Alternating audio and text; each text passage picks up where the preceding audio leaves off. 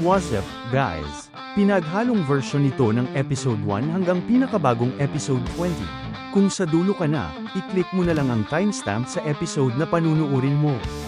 Tara na at magsimula. Masayang-masaya si Taiki sa kanyang cultural festival at sinabing ito na ang kanyang pinakamasayang araw dahil tila inaya siya ni Chinatsu sa date. Ngunit natapos ang ligaya niya nang dumating na ang pinakamalaking pagsubok na kakaharapin ni Taiki. Pilit tumatanggi si Taiki at sinabing hindi niya kaya ito. Pero ayaw pumayag ng mga kaklase niya at sinabing, saka ka paaarte kung kailan suot mo na. Sumagot si Taiki, syempre, pinwersa niyo lang akong suotin ito. Sumagot ang mga kaklase niya, pumayag ka na, Taiki. Ikaw lang ang pwede ngayon sa role na yan, at higit sa lahat, nagmamadali na tayo. Naghihintay na ang mga manunood. Sagot naman ni Taiki, oo nga pala. Kabisado ni Kasahara ang mga lines. Pero pagtingin niya, wala si Kasahara dahil tinawag ito ng committee. Nakiusap sa kanya ng maayos ang kanyang mga kaklase para lang pumayag siya at sinabing, kapag hindi ka pumayag, masasayang lahat ng paghihirap ng grupo natin sa practice at paghahanda. Kaya naman nalungkot si Taiki, sabay tingin kay Hina, at naisip ang lahat ng pinaghirapan niya sa pagkabisado ng mga lines. Nakatitig sa kanya si Hina. Kaya naman sumigaw si Taiki, okay, sige. Gagawin ko na, ako na ang magiging prinsipe nyo. Sabay sabi kay Hina, tulungan mo ko pag nakalimutan ko ang script, ha?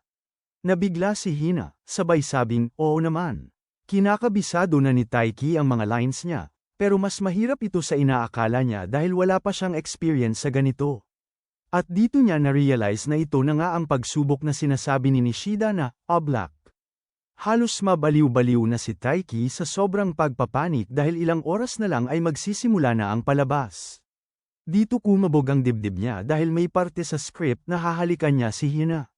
Pero sinabi niya sa sarili niya na wag ko na lang itong isipin para hindi ako kabahan. Pero hindi niya maikakailang mahirap ito dahil alam niyang naroon si Chinatsu at nanunood.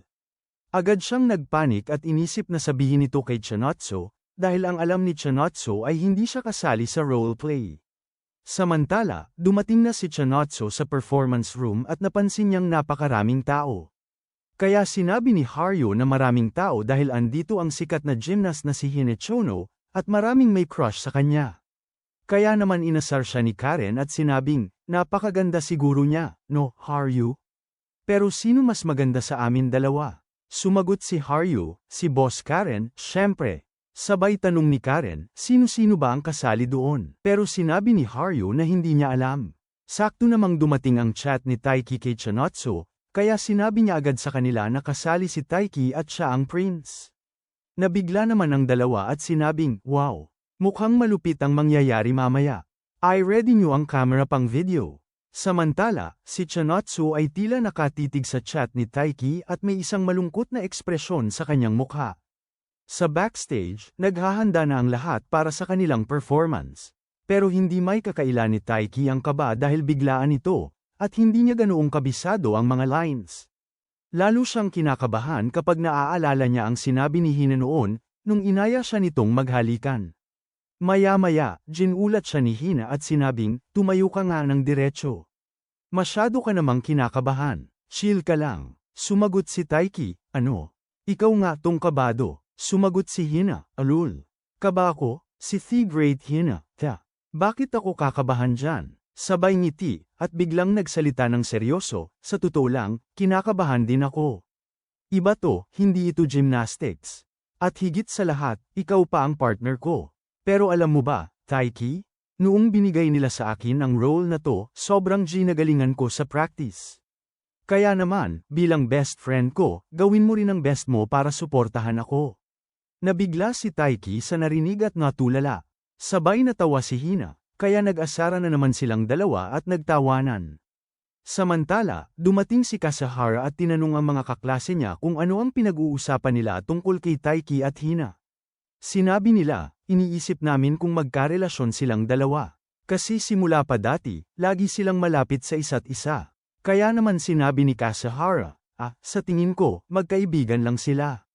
Pero hirap maniwala ang dalawa na magtatagal sina Taiki at Hina bilang magkaibigan lang, lalo na sa sobrang close nilang dalawa ngayon. Kaya naman napatanong si Kasahara, kaya nga, Ano kaya ang pinagkaiba ng pagiging best friend sa babae at pagiging girlfriend? Nagsimula na ang performance nila. Nag-perform na si Hina bilang Snow White, at agad na bighani ang lahat ng manunood sa kanyang ganda. Bumilib sila sa linis at palido ng kanyang galaw. Agad namang lumabas ang prinsipe, pero nang magsalita siya, isang awkward na line ang lumabas. Kaya naman agad na nadismaya sina Haryo kay Taiki dahil napipipiyok ito. Dito nila napansin na kabado si Taiki. Sumang-ayon si Karen, pero sinabi niyang kahit ganoon, binibigay pa rin ni Taiki ang best niya. Sinabi naman ni Haryo na medyo binago nila ang kwento, sa huli, may in love si Snow White sa prinsipe, at madyagising siya sa halik ng lalaking minamahal niya. Agad namang nabigla si Chinatsu at natulala. Nangangalahati na sila sa performance, at si Taiki ay sobrang na-stress dahil sa kissing scene. Agad namang binanggit ng kaklase nila ang sinabi ni Kasahara kanina tungkol sa pinagkaiba ng best friend na babae sa isang girlfriend, sabay sabing, alam ko na ang pinagkaiba noon. Malalaman mo kung hahalikan mo ba siya o hindi. Natawa-tawa naman si Kasahara at sinabing, hinaan niyo lang, naririnig kayo ni Taiki. Namatay na si Snow White, at dumating na ang prinsipe para gisingin siya. Nagpanggap si Taiki na hinalikan si Hina, at dahil dito, nagising siya at sinabing, maraming salamat, aking prinsipe. Niligtas mo ang aking buhay. Dahil dito, gumana na ang loob ni Taiki dahil tapos na ang pinakamahirap na bahagi. Pero maya-maya, biglang nalaglag ang celebration ball nila, kaya agad sumigaw si Taiki at tumalon para mailigtas si Hina. Dahil dito, bumagsak silang dalawa, at tila aksidenteng nagkahalikan ng totoo. Nabigla silang dalawa sa nangyari at hindi nakapagsalita. Dahil dito, agad nilang tinihil ang performance. Samantala, nagulat ang mga manunood at sinabing, naghalikan talaga sila. Napuno ng katanungan ang mga tao, at nagsimulang maghinala na baka may relasyon talaga sina Taiki at Hina, lalo na dahil palagi naman silang magkasama at sobrang close sa isa't isa. Sa ingay ng paligid, napansin ni Karen si Chinatsu na tahimik lang, walang imik, at tila natulala habang may pagkabigla sa kanyang mukha. Samantala, inaasar si Taiki ng mga kaklase niya, kaya pilit niyang pinapaliwanag, hindi kami naghalikan ni Hina. Nakatigil ako bago magdikit, pero hindi sila tumigil at sinabing, ayun huwag ka nang mahiya, Taiki. Sabihin mo na ang totoo. Tinanong nila si Hina, pero sinabi niyang totoo ang sinabi ni Taiki. Sabay banat ng mga kaklase nila, alam mo ba ang mga chismis? Lagi nilang sinasabi na magjowa kayo ni Hina. At ngayon, prinsipe at prinsesa pa ang role nyo, may kissing scene pa. Dahil doon, mukhang kakalat lalo ang chismis na magjowa kayong dalawa. Huminto si Taiki at seryosong sinabi, mukhang naghalikan na kami, pero hindi ako natutuwa sa mga pang-aasar nyo tungkol sa chismis na yan. Kaya tumigil na kayo. Agad naman silang nag-sorry, kaya umalis na si Taiki. Sabay sabi sa sarili niya, wala akong pakialam sa chismis. Pero dapat, hindi nila pinapakialaman kung sino ang kadate ko o kung sino ang gusto ko. Bigla naman siyang tinawag ni Hina at nag-sorry tungkol sa mga kumakalat na chismis. Pero sinabi ni Taiki, huwag kang mag-sorry, Hina. Wala kang kasalanan. Dapat ako nga ang mag-sorry dahil sablay ang performance. Pero agad sumigaw si Hina, huwag mong sabihin yan. Ang galing mo kaya, on the spot mo inaral ang script, at nagawa at nasabi mo ng maayos at tama ang mga lines. Sobrang bagay natin kanina, pareho pa ang galaw natin. Nabigla naman si Taiki at natulala dahil sa sinabi ni Hina. Agad namang nagbiruan ang dalawa at nagtawanan, pero bigla itong natigil nang magsalita si Hina ng seryoso. Pero kung kailangan mo, Taiki, ako na mismo ang magpapaliwanag kay Chinatsu na hindi tayo naghalikan, sabi niya. Nabigla si Taiki at nagtaka. Bakit mo naman gagawin yun? Tanong niya. Ngumiti si Hina at sumagot, ayaw mo namang magkaroon kayo ng hindi pagkakaintindihan, di ba? Kita ko kung gaano ka ka-upset kanina, kaya gusto kong makabawi sa'yo. Para patas tayo. Pagkasabi nito, bigla siyang tumakbo paalis. Pinigilan siya ni Taiki at sasabihin sanang, huwag na. Pero diretso pa rin ang takbo ni Hina, tila tinatago ang lungkot sa kanyang mga mata. Habang nakatingin kay Hina, napabulong si Taiki sa sarili, hindi naman yun ang dahilan kung bakit ako upset kanina. Maya-maya, dumating si Kasahara na may dalang pagkain, sabay sabing, Tara, mag-celebrate. Mukhang pagod ka, Todo kain si Taiki habang nagrereklamo, nakakainis eh. Puro kiss-kiss, halikan, halikan, ang sinasabi ng lahat. Bakit hindi muna nila purihin ang acting ko? At saka, ano ba yung victory ball na yun? Muntik pang makasakit ng iba.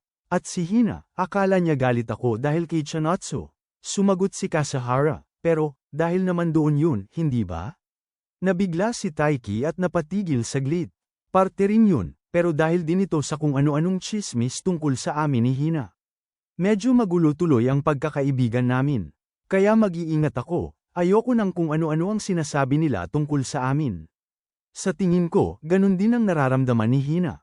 O baka ako lang ang naiinis sa ganito. Napangiti si Kasahara at nagtanong, may isang bagay akong gustong itanong sa'yo. Ano yun? Sagot ni Taiki. Diretsyong sinabi ni Kasahara, hindi ka pa ba na-develop ng romantic feelings kay Hina? Nabigla si Taiki at hindi agad nakasagot. Dugtong pa ni Kasahara, sa lahat ng atensyon na binibigay niya sa'yo, hindi malabong mangyari yun. Biglang sumagi sa isip ni Taiki ang lahat ng romantikong sandali nila ni Hina. Pero sa huli, sinagot niya, ang gusto ko ay si Chanotsu. Natulala si Kasahara, pero ngumiti at sinabing, oo nga, pero sa tingin mo ba, kahit 100% mong gusto si Chanotsu, wala bang kahit kaunting feelings para kay Hina? Kahit 30% lang. Sa tingin ko, posible yun.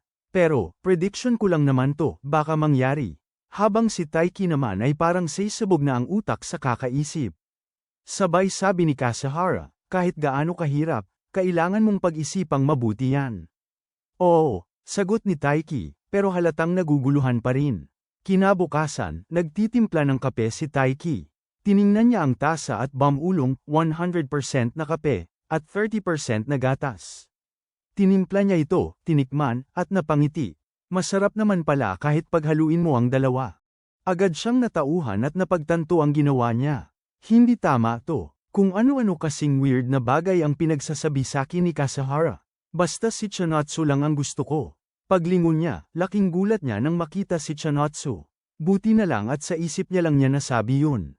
Ano ginagawa mo dito, Chanotsu? Tanong niya, pilit na kalmado. Ngumiti si Chanotsu at sumagot, okay na ang operasyon ni Lolo, kaya babalik na ako dito bukas. Dinala ko na rin ang gamit ko.